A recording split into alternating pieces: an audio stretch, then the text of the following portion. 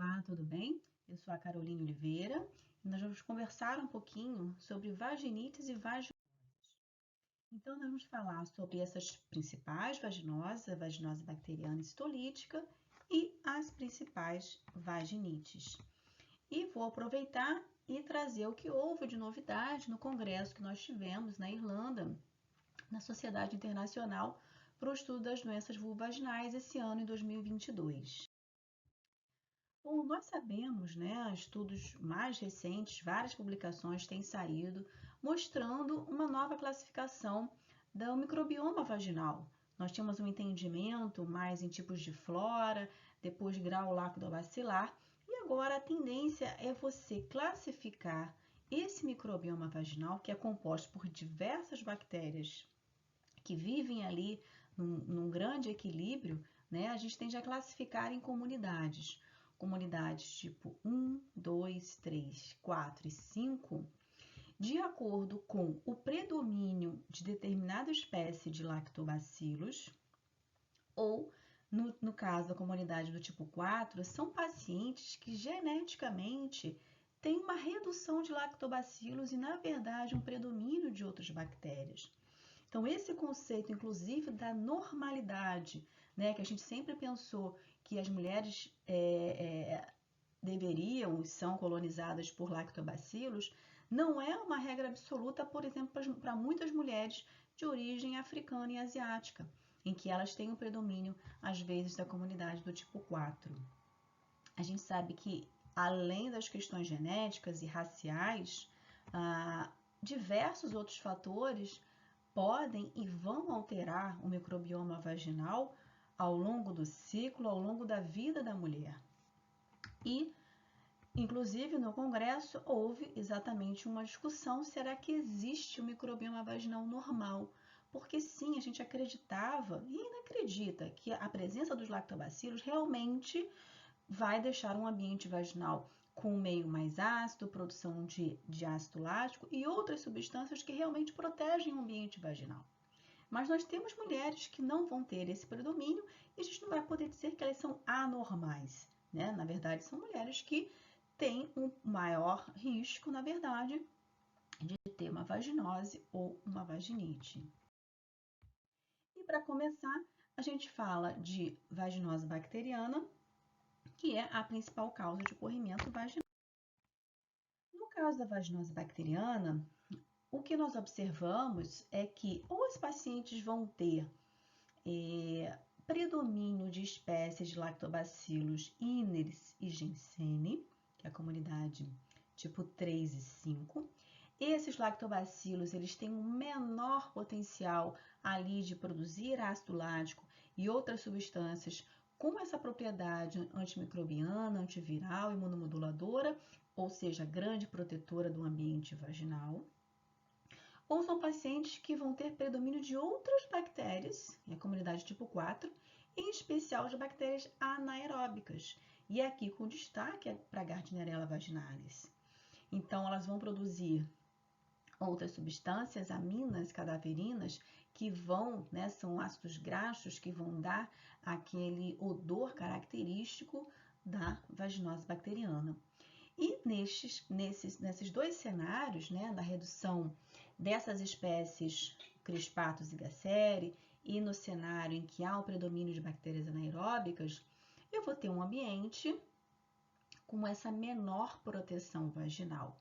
Então, o grande problema é que essas mulheres vão estar, sim, mais suscetíveis às infecções, seja em procedimentos ginecológicos, na gestação ou cirurgias. Então, a questão é esse maior risco que essas pacientes vão ter.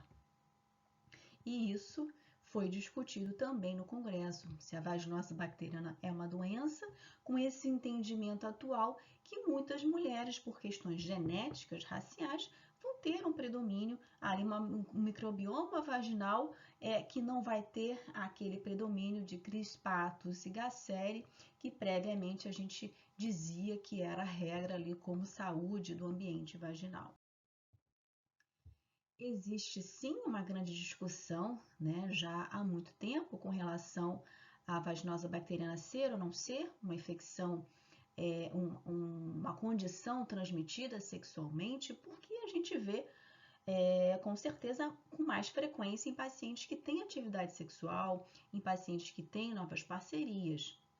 Mas os trabalhos até o momento eles não conseguem afirmar, né, que é uma infecção sexualmente transmissível, porque na verdade isso não é também uma coisa que vai ocorrer para 100% das pacientes, né?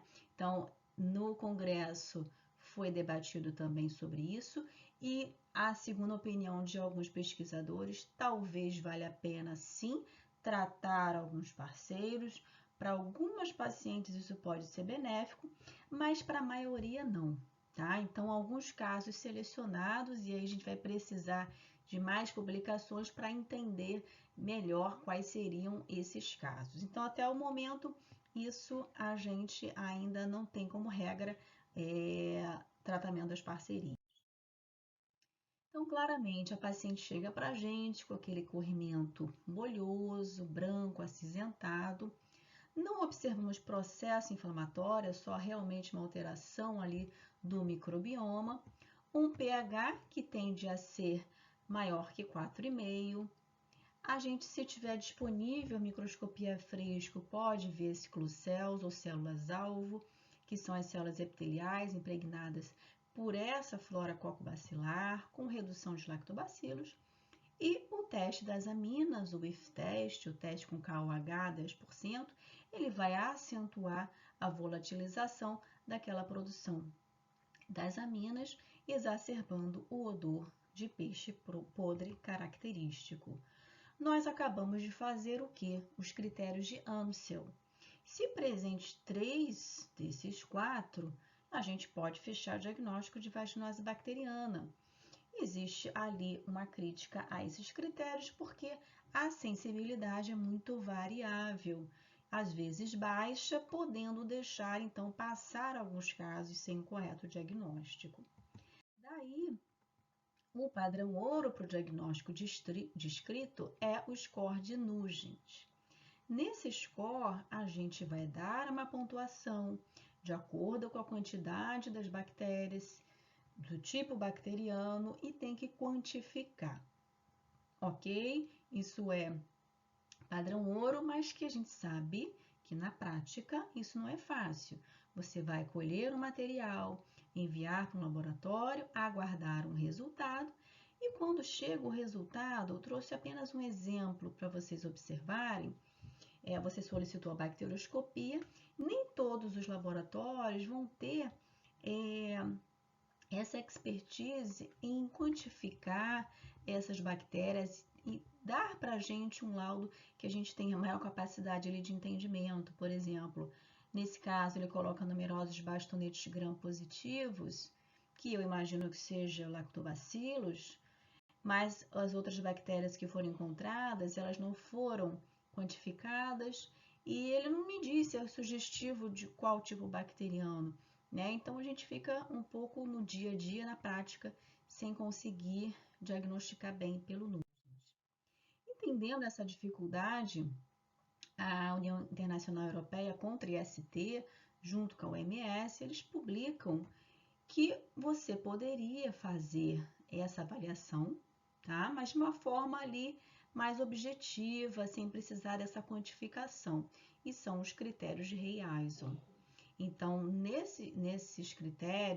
com esses critérios, você pode solicitar tanto a bacterioscopia, né, pelo GRAM, ou você mesmo fazer microscopia fresca e você vai observar ali exatamente as clocelos, um predomínio daquela flora cocobacilar e a redução dos lactobacilos sem um aumento de polimorfos nucleares, porque a gente não está no caso de uma vaginite. Isso foi também endossado, né, pelo documento que a gente publicou em 2021, com relação a um guideline de microscopia, foi feita toda uma revisão, e exatamente com esses achados, na microscopia fresco, a gente tem uma boa acurácia para o diagnóstico da vaginose bacteriana. E realmente na prática, por mais que algumas pessoas ainda não estejam familiarizadas com a microscopia fresco, para o diagnóstico de vaginose bacteriana, a curva de aprendizado ela é bem rápida, não é difícil você ver esses achados. Bom, e com esse entendimento, né, se a vaginose bacteriana é uma doença, a gente já entende que não, que algumas mulheres vão ter geneticamente essa característica de um microbioma vaginal mais suscetível, porém é uma situação que impõe mais riscos de infecções, né? Então eu vou tratar, claro, as pacientes sintomáticas, as pacientes gestantes, as pacientes que vão fazer algum procedimento invasivo, alguma cirurgia. E com relação ao tratamento, um protocolo clínico do Ministério da Saúde foi atualizado agora, agosto de 2022. Ele não muda o tratamento proposto de metronidazol oral ou vaginal. O CDC, que foi atualizado no passado, ele traz a opção para a gente do secnidazol 2 gramas via oral, dose única, que é muito interessante para os pacientes quando tem um caso isolado e querem ali um tratamento mais fácil, né? A questão é quando a paciente começa a ter episódios de repetição, né? E você realmente confirma, seja pelos critérios de Amsel, que era o que você tinha, seja pelo GRAM, seja pela microscopia fresco, e você já chegando no quarto episódio, você já pode dizer que ela tem uma vaginose bacteriana de repetição. E temos algumas sugestões de tratamento, segundo o Ministério da Saúde, segundo o CDC. Em duas sugestões de tratamento, eles colocam para a gente a opção de, no meio ali daquele tratamento, você entrar com óvulos de ácido bórico, 21 dias. Por quê? O ácido bórico, na verdade, tem uma ação antibacteriana fraca, antifúngica fraca, mas ele é um grande quebrador de biofilme. E a gente sabe que a Gardnerella vaginalis é o principal agente e o principal também formador de biofilme, que são camadas e camadas de bactérias ali na parede vaginal. Também foi trazido no Congresso um trabalho bem interessante que está sendo feito em Israel para essas mulheres que têm vaginose bacteriana de repetição e que realmente têm dificuldade ali de se manter numa situação ali mais estável. E tem uma médica lá, pesquisadora, fazendo transplante de microbiota vaginal.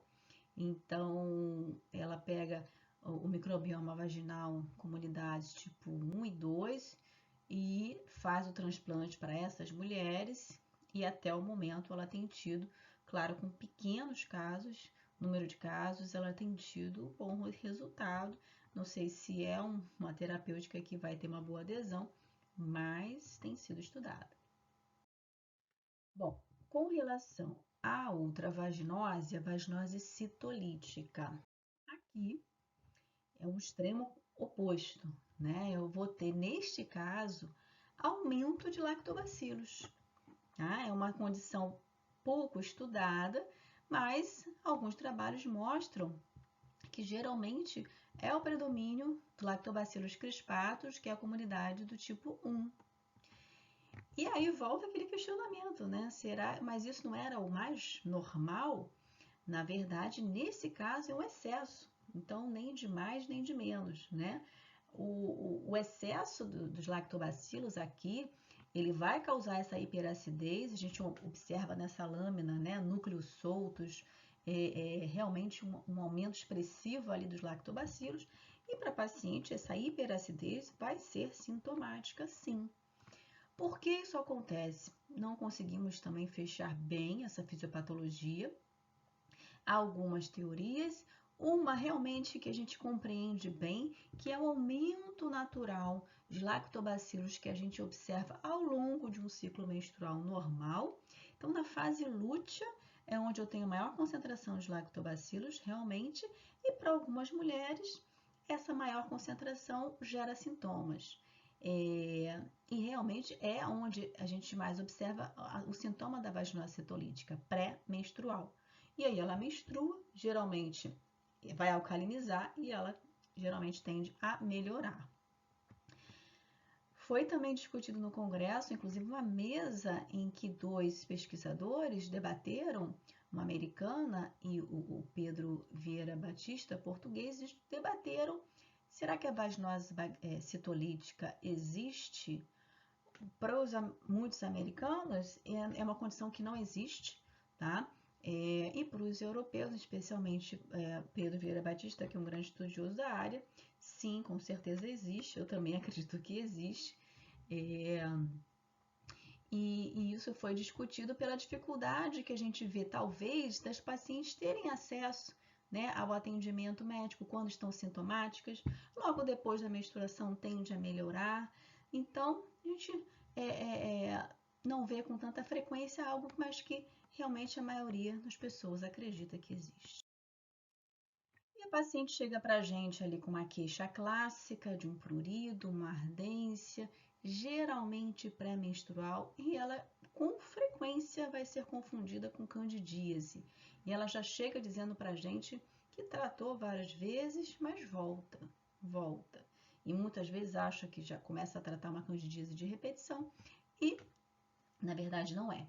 Ela vai ter aquele conteúdo branco mais denso, também típico da fase lútea, um pH ácido, um teste das aminas negativo e uma microscopia fresco aqui da minha vida real, em que eu não observei núcleos soltos, lise celular, mas sim um aumento de lactobacilos, que são esses tracinhos. Não tinha aumento de polimorfos nucleares, uma paciente com sintomas cíclicos que se beneficiou sim com uma dessas opções ali desse tratamento paliativo alcalinizador. Claro que sempre devemos excluir candidíase, porque é mais frequente. Com relação à candidíase vulvaginal, entramos nas vaginites e temos aqui a segunda causa de corrimento vaginal. Sabemos que diversos fungos também vão habitar normalmente esse microbioma vaginal. Só que em algumas mulheres em que a gente vai observar talvez uma alteração imunológica, né, uma imunossupressão, alguma alteração, gestação, por exemplo, geralmente associada a um comprometimento de barreiras anatômicas, exemplo, retirada total dos pelos, uso de roupas sintéticas.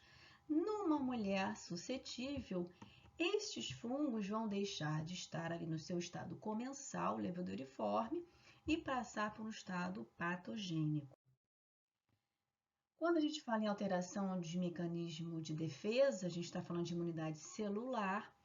As mulheres que têm um predomínio de resposta TH2, geralmente são mulheres com perfil mais alérgico, elas tendem a ter mais candidíase vulvaginal. E a gente sabe que existem diversas substâncias alergênicas, como o próprio antígeno da cândida, como os veículos de cremes. Então, essas mulheres vão estar mais vulneráveis à ocorrência da candidíase vulvaginal. E a gente observa, inclusive, o edema oriundo dessa liberação de histamina da resposta TH2. As mulheres que têm um predomínio de resposta TH1, elas tendem a ser mais resistentes a essa transformação patogênica do fungo. Claramente, a gente vê a paciente com prurido, aquele corrimento branco grumoso, aderido às paredes vaginais. Aqui eu tenho vaginite, então eu tenho hiperemia vaginal, eu tenho desconforto, dispareunia. E você vai observar também num pH mais ácido, que é onde o fungo gosta de se multiplicar, um teste das aminas negativo, e você pode até ver na microscopia fresco as hifas e pseudohifas e muitas vezes também no GRAM, tá? Bom, aqui a gente tem uma manifestação cutânea mucosa. A gente não precisa de rotina fazer cultura, porque a grande maioria dos casos isolados e de repetição vai ser por Candida albicans e por Candida albicans sensível aos azólicos, tá? o grande ponto da candidíase, para você ter um bom tratamento, com uma boa resposta, é você classificar se ela tem um tipo não complicado ou complicado. Então, se ela tem uma forma não complicada, que na verdade é a maioria dos casos, episódios isolados, uma mulher sem comorbidades, com sintomas leves ou moderados, você vai tratar, segundo o protocolo do Ministério da Saúde, ele coloca para a gente os cremes vaginais como primeira opção. O CDC 2021, ele traz para a gente o fluconazol, 150 miligramas de oral dose única, como uma das primeiras opções também. O nosso protocolo do Ministério da Saúde coloca como segunda opção. Eu acho muito interessante enquanto primeira opção, porque lembra que eu falei que os veículos dos cremes podem agir como uma substância alergênica numa mulher que já é suscetível? Então, muitas pacientes, quando elas começam os cremes vaginais, elas pioram, porque na verdade elas deflagram ainda mais aquela resposta TH2, pode ter uma piora inicial e às vezes até toleram e ao longo do tratamento vão acabar melhorando por conta da redução de carga fúngica, tá? Mas se a paciente por acaso falar que no início do tratamento ardeu mais, incomodou mais, é por conta dessa resposta TH2 com liberação maior ainda de histamina. Tratar parcerias, a princípio, só se por algum motivo eles também estiverem com sintomas de candidíase, porque a princípio não é uma infecção sexualmente transmissível. Agora, a paciente que você classificou como candidíase complicada, puramente porque você observou que os sintomas eram mais intensos, você não vai resolver a vida dela com dose única. Então, você tem que fazer um esquema mais prolongado de fluconazol, tá? Uma dose a cada 72 horas, pelo menos 2 doses, tá? Eles colocam 2 a 3 dias, mas eu diria que, na verdade, você tem que rever a paciente. Porque, às vezes, você fez as 3 doses, o ataque, ela tá ótima, perfeito, ok. Mas, às vezes, ainda resta alguma coisinha e aí você tem que entrar com uma dose semanal, pelo menos, para que você realmente atinja a cura clínica e ela melhore desse quadro. Tem pacientes que 2 semanas, 3 semanas, um mês, né? Então, você tem que ter a paciente mais em contato para saber o tempo dela. Mínimo 2 a 3 dias. Ou se você quiser cremes vaginais, um tempinho também mais prolongado. Isso mesmo esquema orientado para as pacientes com alguma comorbidade. Agora, se a sua paciente já tem realmente uma candidíase de repetição, você realmente comprovou 3 a 4 ou mais episódios por ano, daí, a partir desse ataque, né, de 3 doses, uma dose a cada 72 horas, você precisa entrar no esquema de manutenção para reduzir essa carga fúngica e depois daí você tentar a remissão clínica da sua paciente. E se por acaso, né, você teve um caso desse de repetição, um caso que você acompanhou de perto e viu que ela não teve resposta ali aos azóis, você fez uma cultura, identificou uma cândida não albicans, entendeu o que é o causador do quadro da sua paciente. Digo isso porque às vezes a cândida não albicans pode ser só um achado, ela não costuma ser tão virulenta, então não tão sintomática. Mas ok, você achou que era causadora do quadro da sua paciente. Daí, dependendo da espécie, você vai ter que entrar com uma terapia que não seja fluconazol, e aí o ácido bórico também entra muito bem com seu efeito antifúngico quebrador de biofilme. A outra vaginite é a tricomoníase, que aí sim é uma infecção sexualmente transmissível, em que a gente observa que talvez não seja tão rara quanto a gente imagina. Conforme a gente vai melhorando ali a acurácia, a sensibilidade dos testes diagnósticos, a gente vai observando aqui, ó, no primeiro artigo, foi pesquisado por PCR e a prevalência de tricomonas foi quase 30%. Então, na verdade, a gente sabe que com o exame fresco, às vezes é muito difícil ver e aí a sensibilidade, a prevalência é mais baixa. Talvez eu não esteja ou não estivesse encontrando o agente com essa frequência. Pode ser muito confundida com a vaginose bacteriana, porque a paciente vai chegar também com um corrimento, geralmente com cheiro. Só que diferente da vaginose bacteriana, eu tenho um processo inflamatório, tá? Eu tenho uma colpite, uma cervicite, um desconforto. Você passa o espéculo, pode incomodar. Só que cuidado, que muitas e muitas e muitas vão ser oligossintomáticas, tá? Então, não necessariamente elas vão ter um quadro florido como a gente vê na literatura. Um pH também acima de 4,5, esse processo inflamatório ele gera também aumento de bactérias anaeróbicas, então geralmente vai ter ali uma vaginose bacteriana associada, um teste das aminas que pode ser positivo, e uma microscopia fresco, que realmente é difícil ver ali o tricomonas, mas os sinais indiretos podem nos ajudar, porque você pode ver Klebsiella, aquela flora cocobacilar, só que diferente da vaginose bacteriana, você vai ter aumento de polimorfos nucleares, que isso não aconteceria se fosse só a vaginose bacteriana.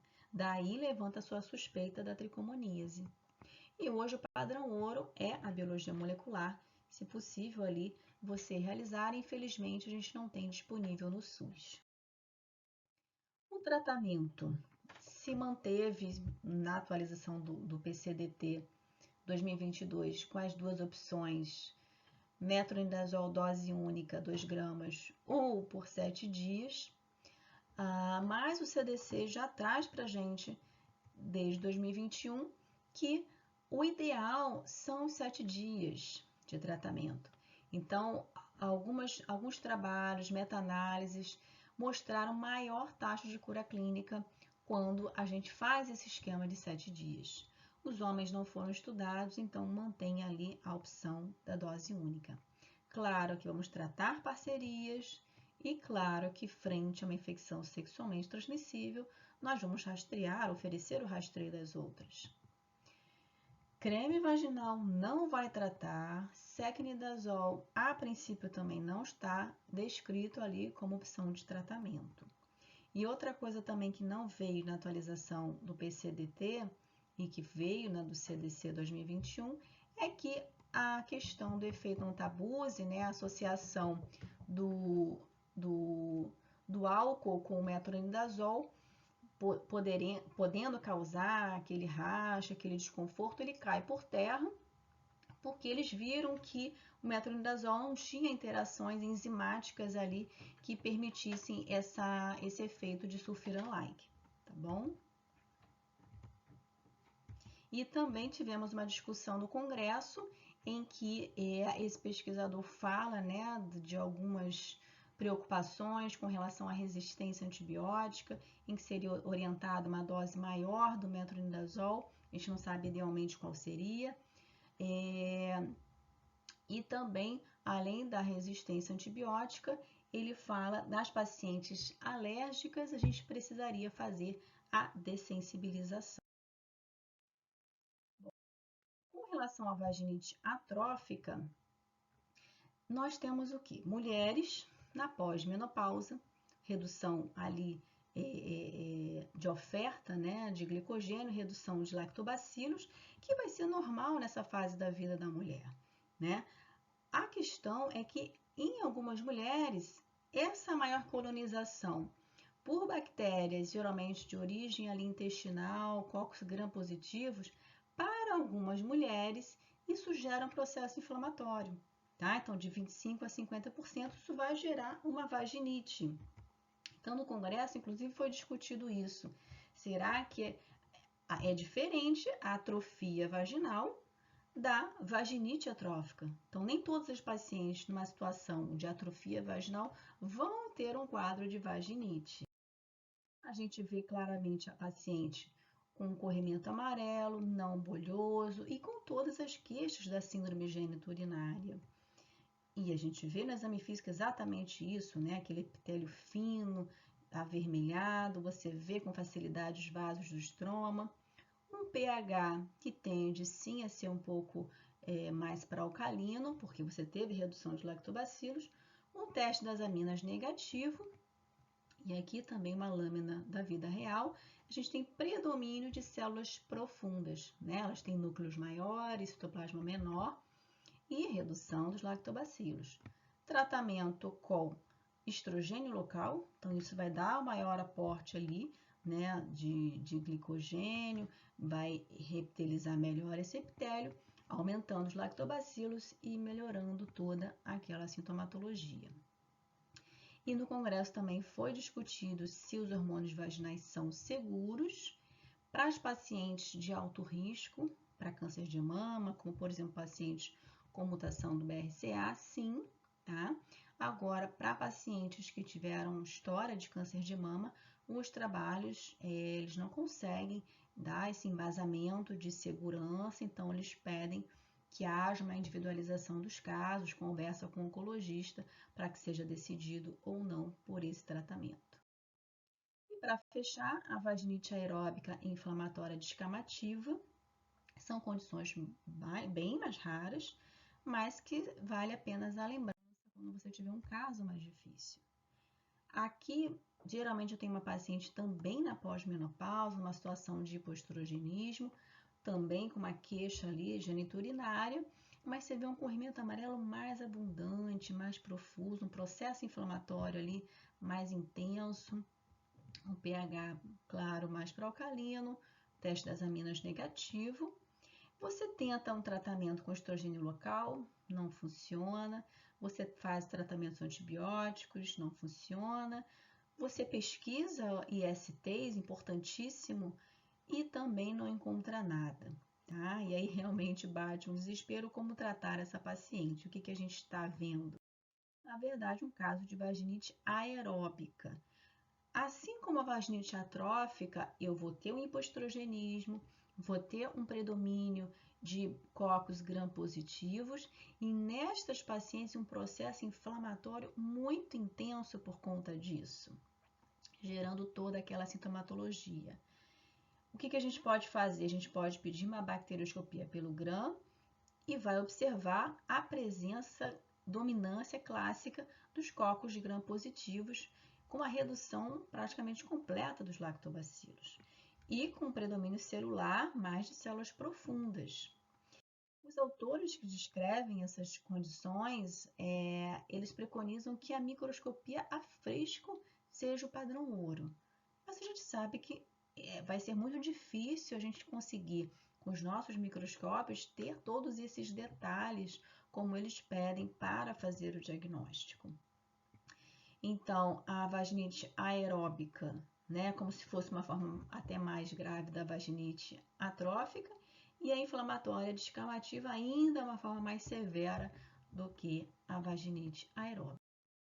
E o tratamento preconizado seria, a princípio, começar com clindamicina local, vaginal, para controlar os sintomas agudos, reduzir essa flora bacteriana e também com seu efeito anti-inflamatório, e corticoides locais, porque são pacientes que por algum motivo têm uma resposta imune ali exagerada a essa alteração de flora, associando um estrogênio vaginal, porque de um modo geral essas pacientes têm um hipoestrogenismo ali deflagrando toda essa situação. Para fechar, só queria dizer que realmente é extremamente necessário o exame ginecológico para que a gente possa fazer um correto diagnóstico das vaginoses, das vaginites, para que a sua paciente tenha uma boa cura, né? Uma taxa de cura boa ali com os tratamentos orientados. Muito obrigada pela atenção e a presença de vocês aqui mais uma vez.